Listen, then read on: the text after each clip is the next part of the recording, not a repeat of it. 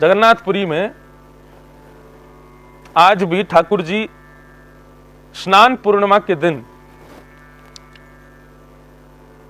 गज स्वरूप धारण करते हैं। हाथी के आकार के कान लगाएंगे, नीचे सूंड धारण करते हैं। ठाकुर जी पूरे गज के रूप में आते हैं, केवल और केवल एक भक्त की इच्छा की वजह से। मंदिर के गुसाइयों ने एक बार मन बनाया कि ठाकुर जी के सुंदर आभूषण बनवाए जाएं। एक सुनार को भुवनेश्वर से बुलवाया। वो सुनार गणेश जी का अनन्य भक्त था। अनन्य शब्द का प्रयोग यदि कहीं हो जाए तो उसका मतलब क्या है? पतिव्रता नारी। ऐसे ही अनन्य भक्त, पतिव्रता नारी मतलब एक पति के अलावा अन्यत्र किसी के प्रति भी उसकी दृष्टि भी ना पड़े, उसको कहते हैं पतिव्रता नारी।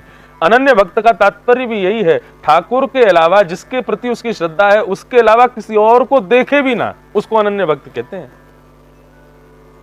केवल एक के प्रति ही उसका पूर्ण समर्पण भाव हो। तो गणेश जी का अनन्य भक्त था वो सुनार।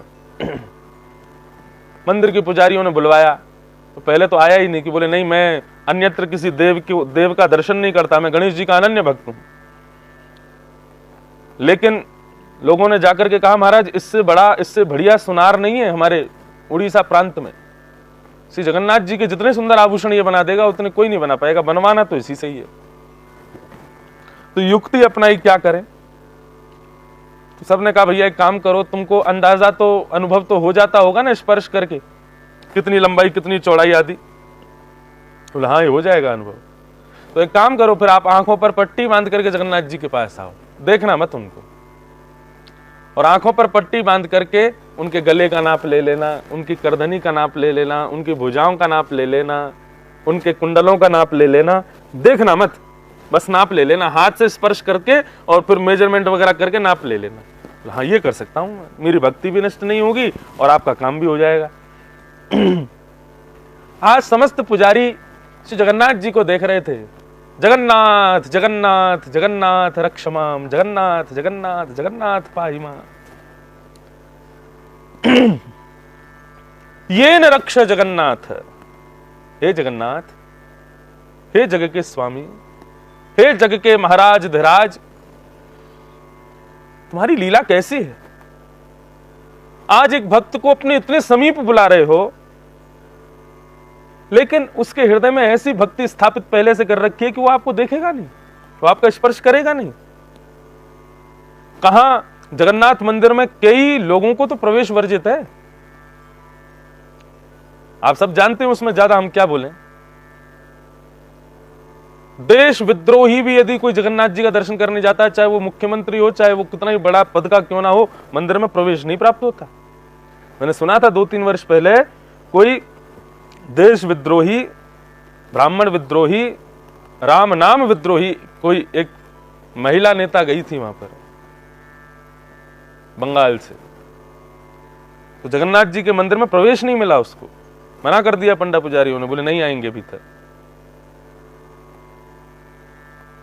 उन्होंने जबरदस्ती हठपूर्वक अपने नेता हैं उस बल का प्रयोग करते हुए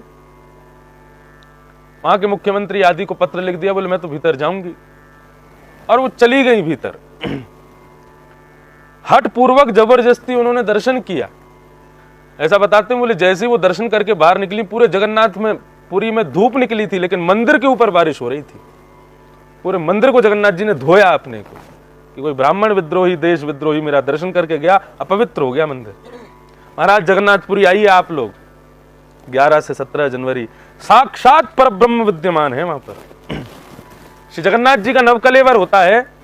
मेरा जब जन्म हुआ था तब नवकलेवर हुआ था, जब मैंने पहली कथा की थी तब दूसरा नवकलेवर हुआ था।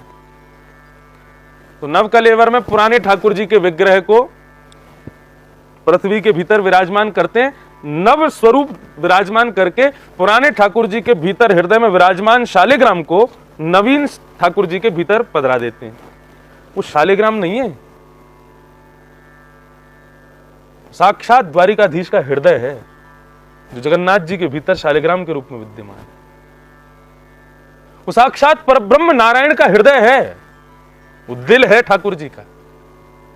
आज भी जगन्नाथपुरी में जो भीतर जीवित शालिग्राम, जब नवकलेवर होता है, अर्धरात्रि का समय होता है, पूरी जगन्नाथपुरी की लाइट काट दी जाती है। हर घर का व्यक्ति अपने घर के ऊपर बड़े दीवले में दिया जला करके, घी का दिया, और श्री विष्णु सहस्त्रनाम का पाठ करता है। और अर्धरात्रि, काली अंधियारी रात्रि में तब पुजारी जी भीतर जाते हैं, आंखों पर पट्टी बांध करके। जो पूर्व विग्रह होता है, उनके हृदय पे खिड़की होती छोटी सी, उसको खोल के और आंखें बंद करके पट्टी बांध के वहां से ठाकुर जी को अपने भुजा में लेते हैं और नवीन ठाकुर जी के हृदय में विराजमान कर देते हैं। नवकलेवर होता है। अद्भुत हैं कथाएं वहां सब जगन्नाथपुरी में। एक कथा नहीं छोड़ूंगा, जगन्नाथ जी के सारे गुण बताऊंगा, सारी लीलाएं बताऊंगा, सब वर्णन करेंगे वहां पर। अब यहां महाबलेश्वर में सुनने में और वहां बैठ करके सुनने में, क्योंकि फिर सुनोगे और सुन के फिर तुरंत भागोगे दर्शन करने के लिए, तो एक अलग ही आनंद आएगा। कुछ नवीन भाव सुन करके जाओगे, फिर जगन्नाथ जी को उन्हीं नेत्रों से, जिन कानों से सुना उन्हीं नेत्रों से देखोगे, तो आनंद बहुत वर्धन होगा वहां पर। तो महाराज वो सुनार पहुंचा, आंखों पर पट्टी बांध करके जगत के नाथ के सामने खड़ा है, देख ही नहीं रहा उनको। पुजारी सब नेत्र सजल हो गए पुजारियों को, बोले ठाकुर कृपा करो इसके ऊपर, इसके अज्ञान को दूर करो। अब महाराज जैसे ही चरण चौकी, जगन्नाथ जी की जैसी चरण चौकी के ऊपर चढ़ा और जगन्नाथ जी की कमर का जैसे ही उसने नाप लेना शुरू किया, जगन्नाथ जी को गले से लगा लिया। ठाकुर जी बड़े कृपालु हैं। कमर का नाप देने के बाद में जैसे ही नाप लेते लेते लेते वक्षस्थल के बाद गले में आया, गले के बाद में मुखमंडल का स्पर्श करके नासिका के पास पहुंचा नथ बेसर बनाने के लिए। तो जैसे ही नासिका का स्पर्श किया महाराज, विशाल सूंड स्पर्श करता है। बोले सूंड, ये तो जगन्नाथ जी हैं, इनके सूंड कहां से आ गई? अब जगन्नाथ जी की सूंड का उसको अनुभव हुआ।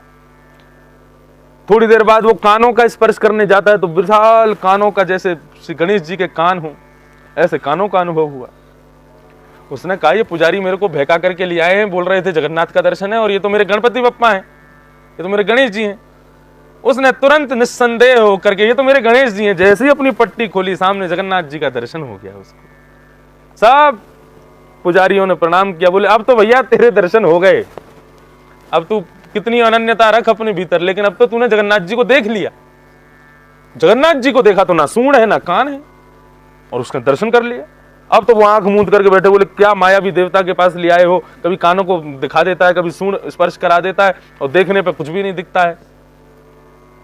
तब श्री जगन्नाथ जी ने प्रकट होकर के उसको दर्शन दिया। बोले मैं तुम्हारी अनन्य भक्ति पर रीझ गया, कि गणेश जी के प्रति जो अनन्य भक्ति है मैं उससे बड़ा प्रसन्न हूं, लेकिन मेरे आभूषण आज के बाद तुम ही बनाओगे। जगन्नाथ जी प्रकट होकर के बोलने लगे। उसने भी कह दिया, बोले कि मैं नहीं आऊंगा आपके पास, मैं गणेश जी को छोड़ के नहीं आ सकता। बोले तू चिंता मत कर, साल में जब तू आएगा ना, एक दिन निश्चित कर ले, उस दिन मैं गणेश जी के रूप में ही रहूंगा यहाँ पर। और आज तक श्री जगन्नाथ भगवान स्नान पूर्णिमा के बाद, जब स्नान होता है, बाहर ठाकुर जी विराजते हैं, और स्नान रथ से पहले स्नान पूर्णिमा के दिन जब खूब स्नान करते हैं, स्नान के बाद जो प्रथम श्रृंगार करते हैं ठाकुर जी, गणेश जी का ही श्रृंगार करते हैं, उसी भाव से कि वो भक्त आ रहा होगा मेरा नाप लेने के लिए। तो ठाकुर जी गणेश जी बन के बैठ जाते हैं।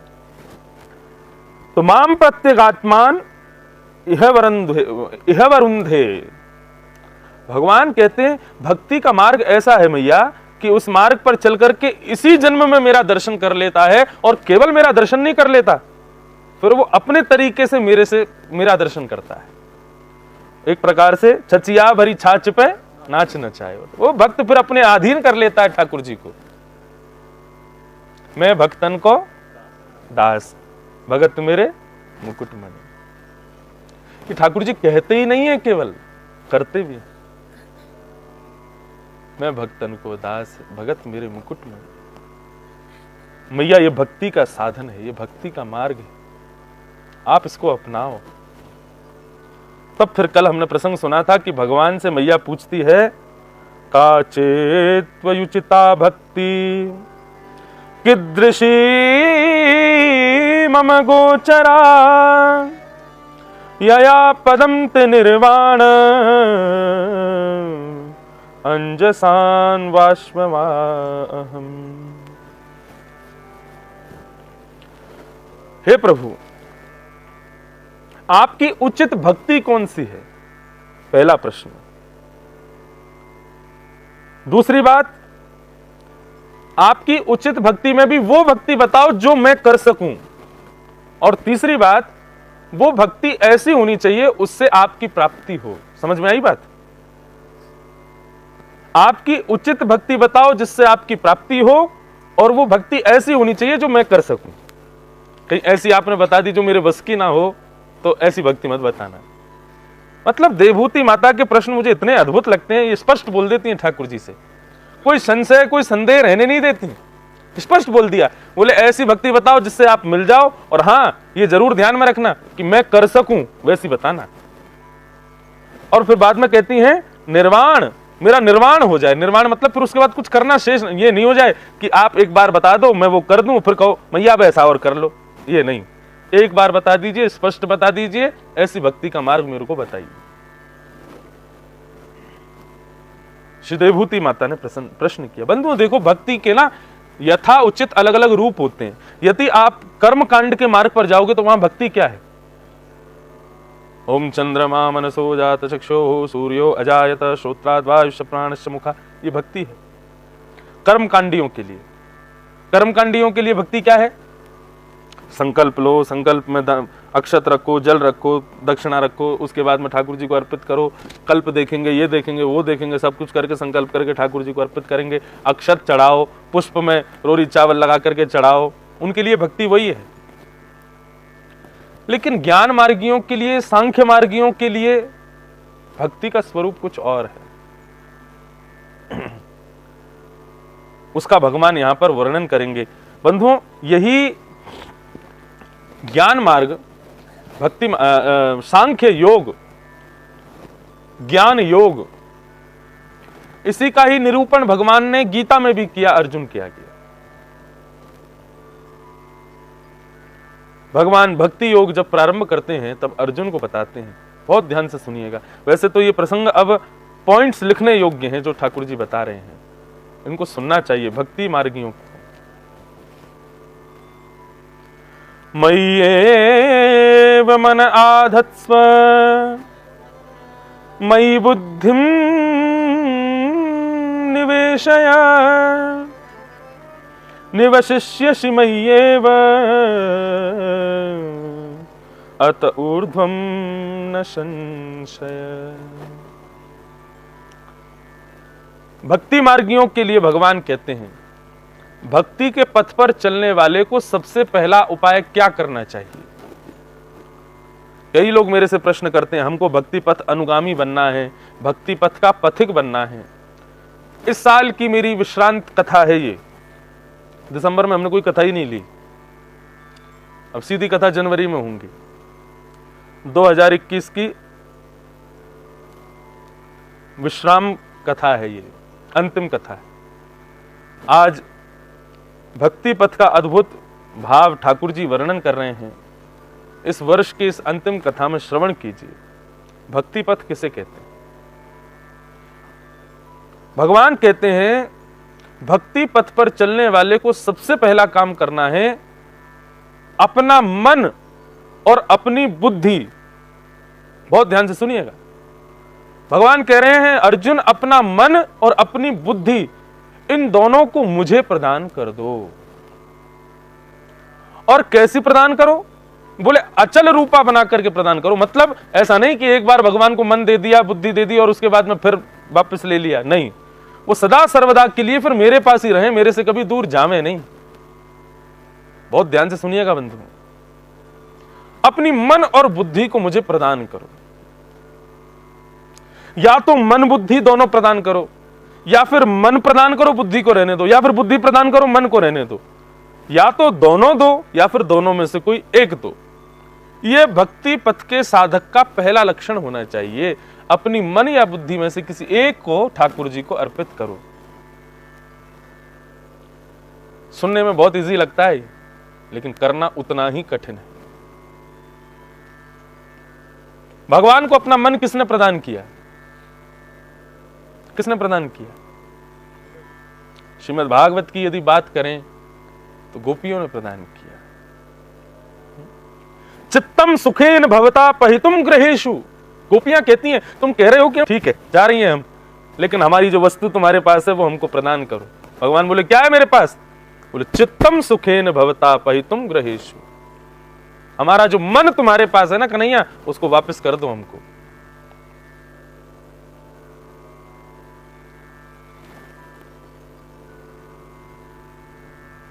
वो एक पद है ना होली पे गा में, पद नहीं है वो, एक नहीं वो एक सवैया जैसा है। कौन से कहूं का से कहूं मेरी कौन सुने, कोई तो निकारो या से दर्द बढ़े नहीं, एरी मेरी वीर जैसे तैसे इन अखियन सो, अवीर तो निकल गयो अहीर निकरो नहीं। ठाकुर जी एक गोपी की आंख में गुलाल झोंक देते हैं। गोपी जाती है यमुना जी पे तट पर जाकर के खूब जल से अपनी आंखों को साफ करती है। धोते धोते धोते आंख उसकी दूसरी सखी कहती है अरे भैया आंख साफ हो गई तेरी, तू धोए जा रही है इसको। तो गोपी गाती है का से कहूं कौन सुने, एरी मेरी वीर अरी मेरी सखी जैसे तैसे इन अखियन सो, मेरी आंखों से अवीर तो निकल गयो, गुलाल तो निकल गया लेकिन अहीर निकरो नहीं। वो गुलाल झोंके वारो जब से इन आंखन में बसो है तब से निकरो ही ना है। इसको कहते हैं मन देना। कोई तन देता कोई मन देता, मैं ईश्वरता ही देता हूं। खैर ये बात यहां सिद्ध नहीं होती, लेकिन ठाकुर जी यहां पर वही बात कह रहे, मन मुझे प्रदान करो। गोपियों ने ठाकुर जी को मन प्रदान किया। ठाकुर जी को मन देने का मतलब क्या है? फिर आपकी प्रत्येक क्रिया, प्रत्येक स्थिति, प्रत्येक वस्तु जो मन से होनी है, वो ठाकुर जी की स्मृति किए बिना, ठाकुर जी का स्मरण किए बिना, ठाकुर जी का अनुभव किए बिना फिर वो क्रियान्वित ना होवे। मेरो मन गिरधर छवि। अब कृष्णदास जी प्रत्येक भक्ति पथिक को कह रहे हैं, यदि श्री राधा रमन जी में तुम्हारा मन अटक गया है, श्री पंडरीनाथ महाराज में मन अटक गया है, श्री गिरधर लाल में मन अटक गया है, तो मन उनका अटका है आपके ऊपर, हमारा नहीं अटका। हमारी सामर्थ्य कहां कि हम ठाकुर जी को देख के अटक जाएं, रुक जाएं, हमारा मन उन पे आ जाए।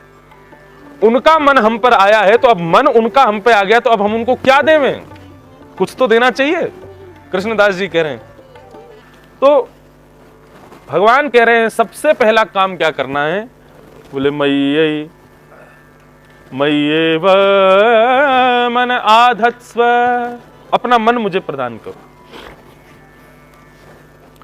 अष्ट सखाओं में ठाकुर जी के एक भक्त हुए श्री नंददास जी महाराज। नंददास जी महाराज तुलसीदास जी के भाई बताए जाते हैं। नंददास जी महाराज वृंदावन में रहने लगे, श्री गिरधर छवि पर इनका मन अटक गया, तो ऐसे ही मनोभाव में, मनोविनोद में तुलसीदास जी ने इनको पत्र लिखा, और पत्र में लिख करके महाराज तुलसीदास जी ने कहा, घर को परनो पहरियो कहो कौन उपदेश, तुलसी यासों जानिए नहीं धर्म को लेश। अर्थात उनका भाव यह था कि आपने रामोपासना त्याग करके वैसा ही किया। आपने भाई नंददास जी से कहते हैं कि आपने हमारे कुल की रीति रिवाज अनुसार राम जी की उपासना छोड़ करके और ठाकुर ये कृष्णचंद्र की उपासना शुरू करके आपने वैसा ही किया जैसा एक पतिव्रता नारी अपने पति को त्याग करके ब्याह के बाद किसी अन्य पुरुष की ओर चली जाए। अच्छा, इसको ज्यादा सीरियसली मत लेना, ये सब मनोविनोद की बात चल रही है तुलसीदास जी और नंददास जी के बीच में। बोले कि महाराज आपने उचित नहीं किया, आपको रामाश्रय छोड़ना नहीं चाहिए था, राम उपासना छोड़नी नहीं चाहिए थी। हमारे कुल खानदान में सब उन्हीं के भक्त हुए, आपको भी उन्हीं का होना चाहिए था। आप वो टेढ़ी टांग वाले के पास क्यों चले गए? श्री नंददास जी ने प्रति उत्तर में पत्र लिखा, हम चाकर रघुनाथ के जन्म जन्म के दास, लेकिन रूप माधुरी मन हर्यो डार प्रेम की फांस। समझ में आ रही है? नंददास जी बोले हम चाकर रघुनाथ के, हम रघुनाथ जी के चाकर हैं, जन्म जन्म उनके दास बने रहेंगे, लेकिन रूप माधुरी मन हर्यो, ये टेढ़ी टांग वाले ने अपनी रूप माधुरी से मेरे मन को, मेरे चित्त को अपनी ओर आकर्षित कर लिया है, अपनी ओर खींच लिया है। डार प्रेम की फांस, अपने प्रेम के फंदे में मुझको फंसा लिया, मैं क्या करूं, मेरी क्या गलती है प्रभु इसमें। हम चाकर रघुनाथ जी के ही रहेंगे, लेकिन अब मन अटक गया इन पे, तो मैं क्या करूं बताओ। अर्थात मेरा विवाह तो रघुनाथ जी से ही हुआ था, परंतु एकाएक श्री कृष्ण ने मेरे ऊपर अधिकार कर लिया है। श्री नंददास जी कहते हैं मैं तो श्री रघुनाथ जी का ही था, लेकिन अब क्या करूं, इनका मेरे ऊपर ऐसा मन आ गया है। तुलसीदास जी पढ़ करके बड़े प्रसन्न होते थे। 2-4 महीने बाद फिर से इच्छा हुई कुछ तो लिखें, नंददास को कुछ तो भेजें। फिर से लिखा, धाम रुचो तो रहो अयोध्या, पुरी रुचे रहु काशी, बन रुचे रहे दंडक वन में, गिरि कामद अविनाशी। तुलसीदास जी ने लिखा, बोले धाम में रहने का मन करे तो अयोध्या में रहना चाहिए, और पुरी में रहने का मन करे तो काशी बनारस में रहना चाहिए, और वन में रहने का मन हो तो दंडक वन में रहना चाहिए, और यदि पर्वत के कंदराओं में रहना है तो गिरि कामद यानी कि चित्रकूट में रहना चाहिए। लिख करके नंददास जी को भेज दिया। नंददास जी ने जैसे ही पढ़ा तो तुरंत उन्होंने पत्र लिख के भेजा, जो गिरि रुचे तो रहो गोवर्धन, जो गिरि रुचे तो रहो गोवर्धन, गाम रुचे तो बसो नंद गाम, नगर रुचे तो बसो मधुपुरी में, मथुरा में रहो, शोभा सागर अति अभिराम। और आपने तो 2 ही पंक्ति लिख के भेजी, 2 पंक्ति और अपनी तरफ से लिख दी नंददास जी ने, सरिता रुचे तो बसो यमुना तट, यदि किसी जल के बगल में रहना हो तो यमुना जी के तट वृंदावन में रहो, सकल मनोरथ पूरन काम, नंददास के कानन रुचे, तो वन में रहना हो तो बसो भूमि वृंदावन धाम। आहा, नंददास जी ने जब लिख करके भेजा, तुलसीदास जी पढ़ करके अति आनंदित हो गए। तुलसीदास जी ने फिर 2-4 महीने बाद फिर पत्र लिखा, बोले कहा कमी रघुनाथ के, जो छाणी कुल की कानी। अरे रघुनाथ जी में क्या कमी थी, बढ़िया तो सब चल रहा था हमारे परिवार में, सब रघुनाथ जी के दास थे, तुमने क्यों छोड़ दिया, कोई कमी रह गई क्या रघुनाथ जी के प्रेम में। नंददास जी ने प्रत्युत्तर लिखा, अनुरागी मन है गयो, सुन मुरली की तान। महाराज रघुनाथ जी के कोई कमी नहीं थी, लेकिन मेरो मन तो बंशी की तान पे अटक गयो, मेरी कहा कमी है यहां में। और एक और बात नंददास जी बोले, मेरी भी कमी नहीं है, गलती तो आप परिवार वालों की है। तुलसीदास जी बोले, हाँ हम परिवार वालों ने क्या गलत कर दिया। बोले देखो, यदि मेरा नाम रखा होता उन्होंने दशरथ दास या रघुनाथ दास, तो राम जी को भक्त तो मेरा जन्मते ही नाम ही रखा उन्होंने नंद दास, तो मेरी क्या गलती है इसमें, मेरी क्या कमी है इसमें।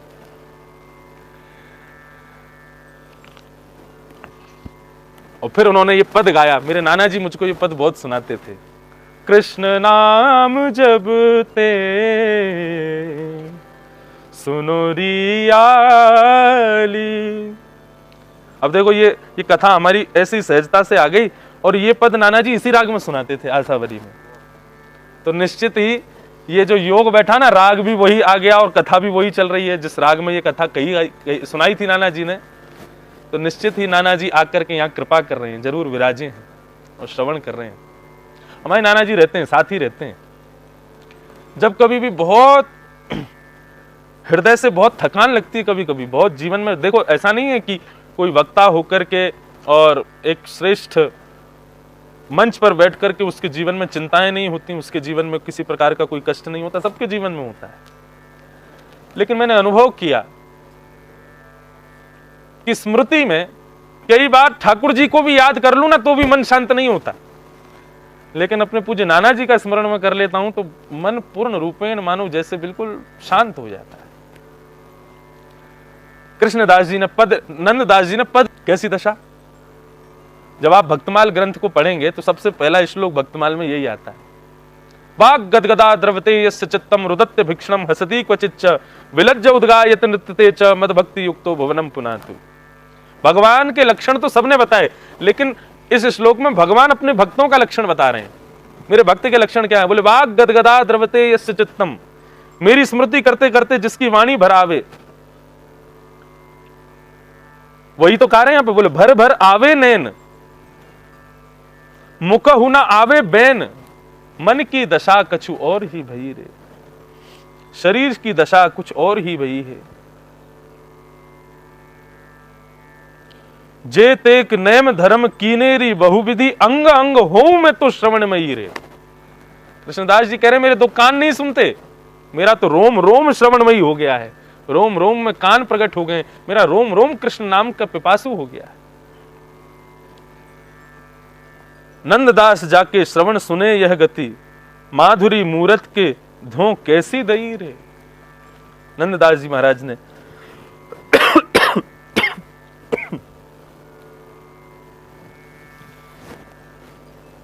श्री तुलसीदास जी महाराज ब्रज पधारे, नंददास जी उनको पूरा ब्रज भ्रमण करवा रहे थे। ठाकुर जी के सामने ले गए, जाकर के कहा कि बोले प्रभु प्रणाम करो। कहा कहो छवि आपकी भले बने हो नाथ, तुलसी मस्तक तब नवे धनुष बाण ले हाथ। अब यहां लोग ऐसा भाव बताते हैं कि तुलसीदास जी ने प्रणाम नहीं किया, बोले कहा कि पहले हाथ में धनुष बाण ले तब प्रणाम करेंगे। लेकिन हमारे पूज्य पिताजी महाराज इस बात का खंडन करते हैं, कहते हैं श्री तुलसीदास जी महाराज ऐसा नहीं कह सकते, धनुष बाण ले हाथ तब हम प्रणाम करें, ऐसा नहीं। जाकी रही भावना जैसी, प्रभु मूरत देखी तन तैसी। श्री रघुनाथ जी के सदैव नेत्रों में धनुष बाण वाले ठाकुर जी रहते हैं, लेकिन आज ठाकुर जी को वंशी के साथ में देखकर के तुलसीदास जी अत्यंत आनंदित हो गए बल्कि, और श्री तुलसीदास जी महाराज ने नंददास जी के सहित ठाकुर जी के चरणों में प्रणाम किया। तो ये कथा मैं क्यों सुना रहा था, ये है मन देने वालों की। भगवान कह रहे हैं मय्येव मन आधत्स्व, अर्जुन मुझे मन प्रदान करो। मन नहीं दे सकते तो मयि बुद्धिम निवेशय, मुझे बुद्धि प्रदान करो, कुछ तो देना पड़ेगा। बुद्धि किसने दी ठाकुर जी को? वाह, भीष्म पितामह। इति मतिरूपकल्पिता वितृष्णा भगवत सात्वत पुंगवे विभुम्ने। मति प्रदान की ठाकुर जी को। और बुद्धि किसने प्रदान की ठाकुर जी को? बुद्धि ठाकुर जी को प्रदान की अर्जुन ने, अर्जुन ने भी प्रदान की। करिष्ये वचनम तब, बुद्धि ठाकुर जी आप लगाओ, मैं तो आप जो कहोगे वो करूंगा। भगवान कहते हैं भक्ति पथ के साधकों को चाहिए या तो मन मुझे प्रदान करें या फिर बुद्धि मुझे प्रदान करें, और वो तो सोने में सुहागा हो जाएगा कि दोनों मुझको प्रदान करें। लेकिन मैं कहूं मेरे बस की बात नहीं है, मन और बुद्धि दोनों नहीं दे सकता ठाकुर जी को, मेरे से नहीं हो पा रहा है, स्थिरता ये मैं नहीं कर सकता, तो दूसरा उपाय कोई हो तो मुझे बताओ। तो ठाकुर जी ने फिर दूसरा उपाय बताया, बोले यदि तुम मुझे मन बुद्धि नहीं दे सकते तो तुम्हारे लिए दूसरा उपाय है। अथ चित्तम समाधातुम न संकोशी मयि स्थिरम, अभ्यास योगेन ततो मामे छाप्तुम धनंजय। अभ्यास योगेन ततो, भगवान कह रहे हैं यदि तुम मुझे अपना मन नहीं दे सकते, बुद्धि नहीं दे सकते, तो फिर अभ्यास करो। अभ्यास योगेन, अभ्यास योग के द्वारा मुझको प्राप्त होने लग जाओ, धीरे धीरे प्रयास करो। अभ्यास योग का मतलब क्या है, भगवान से पूछा अर्जुन ने।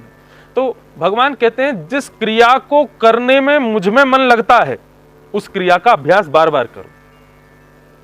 जैसे कि मुझे भगवत स्मृति कब होती है? मुझे भगवत स्मृति होती है जब मैं परिक्रमा लगाने जाता हूं। तो भगवान कहते हैं यदि परिक्रमा में अनवरत मेरा स्मरण बना रहता है तो परिक्रमा बार बार करो, करते ही रहो। क्यों? क्योंकि आपका उससे मन मुझ में लग रहा है, ये अभ्यास योग है। आप कहोगे कि मेरा मन ठाकुर जी में तब लगता है जब मैं माला जपता हूं, तो भगवान कहते हैं इतनी नाम जप करो, इतनी माला जप करो कि अभ्यास करते करते करते करते मुझ में मन लगे तुम्हारा, ये अभ्यास योग है। जिस क्रिया को करने से ठाकुर जी में मन ज्यादा लगे, आप कहो कि मैं जब गायन करने बैठता हूं, जब कोई सुंदर राग पर आलाप करने बैठता हूं तो मेरा मन ठाकुर जी से मिल जाता है। भगवान कहते हैं खूब गाओ, अभ्यास कर करके पुनरअपि पुनः गाते ही रहो, गाते ही रहो। ताकि मुझ में मन लगे तुम्हारा।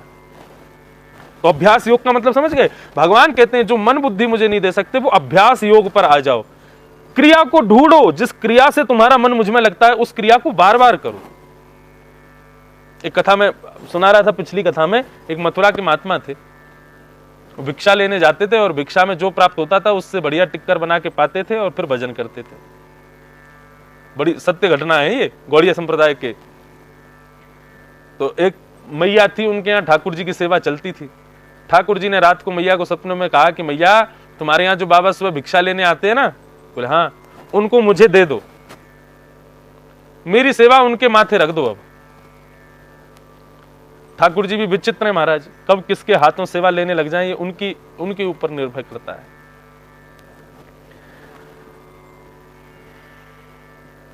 कह दिया, बोले मैया सुबह तुम्हारे यहां जो बाबा आते हैं उनको मुझे प्रदान कर दो।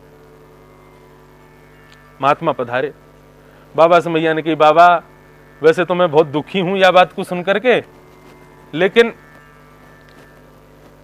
ठाकुर जी ने मुझसे सपनों में आकर के कहिए कि वो आपसे सेवा ग्रहण करना चाहे।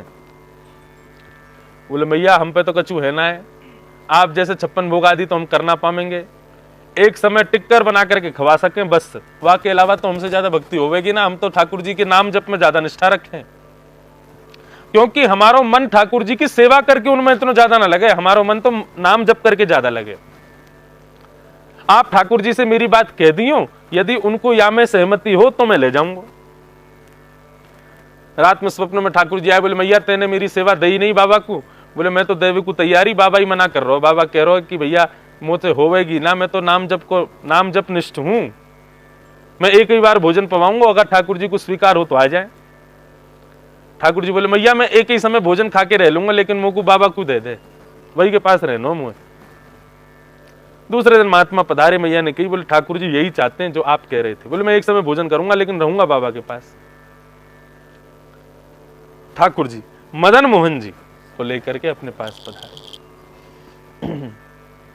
अब महाराज वो तो खूब भजन करते, 24-24 घंटे में कम से कम 20-20 घंटे भजन करते थे। और फिर मधुकरी मांगने के लिए जाते, उसमें जो आटा आदि मिलता उसकी बढ़िया टिक्कर बना करके ठाकुर जी को भोग लगाते, फिर स्वयं पाते। टिक्कर समझते हैं? खूब मोटी रोटी होती है, रोटी बिना रे रोटा रे रोटला।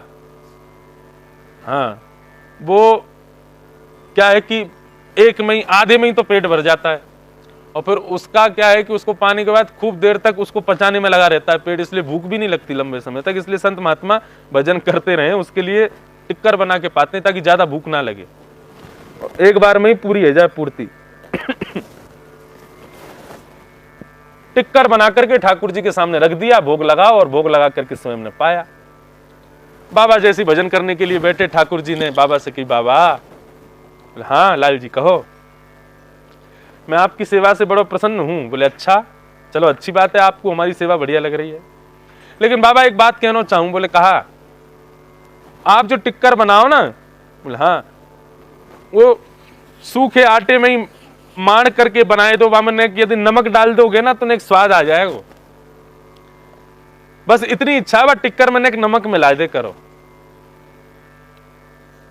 बाबा बोले अच्छा, तो फिर कल से जब भिक्षा लेने जाएं तो आटा लामे और फिर नमक और लामे। तो बोले बाबा ने थोड़ा नेक सुख मिल जाएगा मोह को, यदि वहां में नमक आ जाएगा तो नेक स्वाद बढ़ जाएगा। बाबा बोले ठीक है, नमक की तो लाना ले आएंगे। दूसरे दिन से महाराज आटे के संग संग फिर नमक और लेके आए। अब नमक में आटा मिला के बढ़िया मार के टिक्कर बना के ठाकुर जी को पवायो और स्वयं ने पा लियो।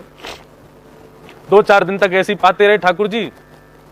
एक दिन ठाकुर जी फिर आ गए, बाबा बोले हाँ बोलो। बोले आपकी सेवा से खूब प्रसन्न हूं मैं। बोले अच्छी बात है, प्रसन्न हो तो। बोले बाबा से एक बात कहना चाहूं। बोले कहा। बोले आप आटे में नमक डाल के पवाए दो, बढ़िया है, लेकिन वो मेरे गले में इर्ज जाए। इर्ज जाए समझ गए? अटक जावे। तो रूखी रोटी रे वामन नेक नमक की रे तो गले में इर्ज जावे तो नीचे निकलवे में बड़ी दिक्कत होवे। बाबा बोले तो क्या करें? बोले यदि कहीं से घी की व्यवस्था है जाए तो बढ़िया टिक्कर में और वहां में घी में बोर के यदि भोग लग जाए तो फिर खावे में बड़ी आसानी रहेगी, भीतर चलो जाए करोगे प्रेम से। बाबा महाराज तुरंत माला झोली छोड़ी, एक तरफ रखी और तुरंत ठाकुर जी को देखने लगे। बोले सुनो, आपको हमने पहले ही बोला था हमसे ज्यादा सेवा होगी नहीं, लेकिन तुम जबरदस्ती मैया के पीछे पड़ गए, मेरे को जाना ही है बाबा के यहाँ। अब आ गए हो यहाँ पे, आटे के टिक्कर बना करके पवाते हैं तो उसमें दिक्कत हो गई आपको। बोले नमक डालो, कल को नमक डाल के खिला दिया, अब 4 दिन में आप कह रहे हो घी लाओ। अब घी ले आऊंगा, फिर कल कहोगे चावल लेके आओ, फिर कहोगे दाल और बनाए दे करो, फिर कहोगे सलाद भी नहीं दे करो, फिर कहोगे हमने मक्खन और डाल दे करो मिश्री के संग में। ऐसी तुम्हारी सेवा बढ़ती रहेगी और मेरा भजन कब होगा? फिर हाथ जोड़ रहे हैं आपके, वापस चले जाओ मैया के पास। हमको आपकी सेवा से ज्यादा रुचि आपके नाम जप में है, हमको आपकी सेवा में इतनी रुचि नहीं है, आपसे ज्यादा प्रिय आपका नाम है हमको। ये बात जैसे ही कही बाबा ने, ठाकुर जी प्रकट हो गए और प्रकट होकर के बाबा को अपने हृदय से लगा लिया। बोले बाबा तुम बढ़िया प्रेम से भजन करो, अब टिक्कर भी हम बनाएंगे, घी भी हम लाएंगे और सब काम हम करेंगे, तुम बस भजन करो। और ठाकुर जी रोटली बनाते हैं, ठाकुर जी रसोई बना करके स्वयं भी पावे, ठाकुर बाबा को भी पवावे। तो अभ्यास योग क्या है? जिससे ठाकुर जी प्रसन्न हो जाएं, जिससे ठाकुर जी में मन ज्यादा लगे, उस क्रिया को करो। तो पहला मार्ग ठाकुर जी ने क्या बताया? मन बुद्धि मुझे अर्पित करो। और मन बुद्धि मुझे नहीं दे सकते तो अभ्यास योगेन ततो, अभ्यास करो, नाम जप से अभ्यास करो, परिक्रमा से अभ्यास करो, विविध विविध प्रकारों से अभ्यास करना शुरू करो। आप कहोगे कि अभ्यास योग भी नहीं हो रहा मेरे से, मन बुद्धि भी नहीं दे पा रहा, अभ्यास योग भी नहीं हो पा रहा, कोई और साधन बताओ। तब भगवान बोले तीसरा साधन सुनो, अभ्यासे प्य समर्थोसी मत कर्म परमो भव मदर्थमपि कर्माणि कुर्वन् सिद्धिमवाप्स्यसि। भगवान कह रहे हैं यदि आप अभ्यास योग करने में भी असमर्थ हो, खुद को उसमें नहीं ला पा रहे हो, तो फिर क्या करो? मेरे को निमित्त मान करके मेरे लिए कर्म करना शुरू कर दो। मेरे परायण होकर के कर्म करना प्रारंभ कर दो। घर किसके लिए बन रहा है? तो किसी से मत कहना अपने लिए बना रहा हूं, मेरे लाल जी के लिए बन रहा है। गाड़ी किसकी खड़ी है? मेरे ठाकुर जी की खड़ी है। क्या बन रहा है घर में? खाना बन रहा है? नहीं, भोग बन रहा है ठाकुर जी का। कहां जा रहे हो? बोले ठाकुर जी की कृपा से वहां जा रहे हैं, ठाकुर जी के साथ वहां जा रहे हैं। भगवान कह रहे मत परायण होकर के कर्म करना प्रारंभ कर दो, मेरे परायण हो जाओ मेरे निमित्त कर्मों को करना शुरू कर दो। फिर तुम्हारी कोई भी क्रिया, तुम्हारा कोई भी कर्म तुम्हारे लिए ना हो, वो सब कुछ मेरे लिए हो जाए। मैं उठ रहा हूं तो ठाकुर जी के लिए, सो रहा हूं तो ठाकुर जी के लिए, चल रहा हूं तो ठाकुर जी के लिए, कोई क्रिया कर रहा हूं तो ठाकुर जी के लिए, सब कुछ ठाकुर जी के लिए कर रहा हूं, चाहे वो जो कुछ भी हो। इस प्रकार की भावना रख करके अपना जीवन यापन करना प्रारंभ कर दो। श्री तुकाराम जी की ऐसी तो स्थिति थी, सब जगह ठाकुर जी को देखते थे और सब जगह ठाकुर जी को देख करके सारे क्रिया ठाकुर जी के लिए करते थे। मत परायण भाव तुम्हारे भीतर प्रकट हो जाए। भुंजते ते त्वघं पापात् ये पचन्त्यात्म कारणम। भगवान गीता में कहते हैं जो भोजन अपने लिए बनाता है और उस भोजन को पा लेता है, वो अपने पाप खा रहा है। लेकिन वही भोजन मेरे परायण होकर के बनाता है कि क्या बना रहे हैं? बोले मिसल पाव बना रहे हैं। मिसल पाव बोलते हैं, मिसल पाव बना रहे हैं। और क्या परसों क्या खाया था? श्री पूरन पोली।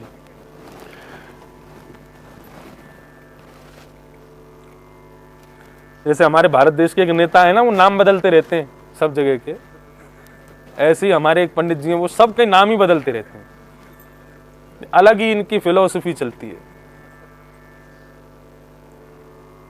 एक दिन कह रहे महाराज तुमने वो गाया ना पद गाया, मैंने कौन सा पद? अरे वो राग में गाया। मैं कौन से? वो काल भैरव राग। मैंने कहा काल भैरव राग। मत परायणा। मुझे कितना अच्छा लग रहा है ये सुनकर के। ठाकुर जी इतने सुंदर सुंदर भाव बता रहे हैं। मन बुद्धि मुझे दे दो। नहीं हो सकता, ठीक है, अभ्यास योग करो, जिससे मन मुझ में लगे उसको बार बार करो। नहीं हो सकता तो भगवान बोले पर तुम कुछ मत करो, मत परायण हो जाओ, जो भी करो मेरे लिए करो, मेरे को निमित्त मान करके करो। भगवान से हम कहने लगे कि भगवान कहते हैं कि मेरे परायण होकर के कर्म करने लग जाओ, जो कुछ भी बनाओ खाओ फिर मुझे अर्पित करके खाओ, जो कुछ भी करो मुझे अर्पित करके करो। आप कहो कि मैं ये भी नहीं कर सकता, मुझसे ये भी संभव नहीं है, तो भगवान ने फिर अंतिम भेद खोला है। अथई तदप्यशक्तोषि कर्तुम मद्योगमाश्रितः सर्वकर्म फलत्यागम ततः कुरु यात्मवान यतात्मवान। भगवान कह रहे हैं यदि तुम मेरे परायण होकर के भी भक्ति करने में असमर्थ हो तो फिर तुम्हारे लिए चौथा उपाय मैं बता रहा हूं। क्या? बोले मेरे आश्रित होकर के मुझको आगे रख करके कर्म करो, लेकिन कर्म की फल की इच्छा मत रखना। बस कर्म पर तुम्हारा अधिकार हो, फल का अधिकार मुझे दे दो। मैं जो चाहूं वो फल तुमको दूंगा, तुम केवल कर्म करो और मेरे आश्रित होकर के कर्म करो। अब इसका मतलब यह नहीं है कि हम कुछ भी करने लग जाएं। भगवान के आश्रित होकर के कर्म करने का मतलब है भगवान से संबंध बना करके कर्म करो। अर्जुन ने महाभारत युद्ध किया, लेकिन कैसे किया? भगवान को अपना सखा बना करके किया। क्या हुआ? उस विशाल महाभारत के युद्ध को अर्जुन ऐसे पार कर गया जैसे कोई गाय के खुर के गड्ढे को लांग गया हो। क्यों? बोले मद आश्रित होकर के किया और कर्म फल त्याग करके किया। अर्जुन ने यह इच्छा प्रकट नहीं की कि मुझे जीतना है, केवल वो युद्ध कर रहा था, युद्ध के लिए युद्ध कर रहा था। मैं जीतूंगा हारूंगा सब जिम्मेदारी ठाकुर जी को दे दी उसने। भगवान के आश्रित होकर के कर्म करना और फल का त्याग करके कर्म करना, इसमें सबसे बड़ी हमारे लिए फायदे की बात यह है जिम्मेवारी हमारी नहीं रहती, फिर जिम्मेवारी हमने ठाकुर जी को दे दी, आप संभालो। लेकिन इसमें सबसे विशेष बात यह है कर्म फल त्याग करके उसके फल के विचार ना करते हुए कर्म तो करो, भगवान के आश्रित होकर के करो, लेकिन भगवान से संबंध बना करके करो।